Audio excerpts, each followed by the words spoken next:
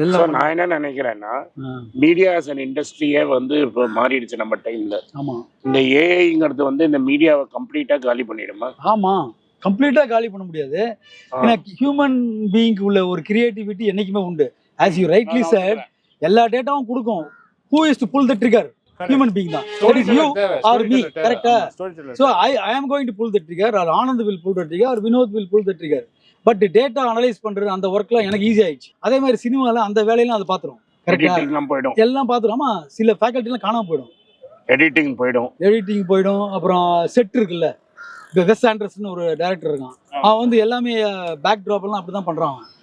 Back drop எல்லாம் அப்ப back ட்ராப்புக்கு வந்து இந்த பீச் வேணும்னா அவன் டக்குன்னு மாத்திடுவான். இல்ல அப்ப நான் வந்து இங்க உட்காந்துட்டு பீச்ல பேசினா பேசிட்டு போறேன். இப்ப சுந்தர் வேணா சுந்தர் இமேஜ் வேற எங்கேயே கிரியேட் பண்ணி அந்த இது போயிடும். ஆர்ட் டைரக்டர்ங்கிற வேலை போயிடும். எல்லாம் போயிடும். மோஸ்ட்லி 24 ஃபேக்கல்ட்டி இருக்குன்றான் இங்க இந்தியால. அதுல வந்து ஈஸியா ஒரு 15-18 ஃபேக்கல்ட்டி போயிடும். ஸோ இந்த ஆக்டரே வேணாங்கிற நீ ஆக்டர் வாங்கினா இருக்க முடியாது. டெக்னாலஜி டெக்னாலஜி இம்பை பண்ற வர உனக்கு வந்து இந்த மாதிரி விஷயங்கள்லாம் அப்சல்யூட் ஆயிடும். நீ காணாம போயிடுவ.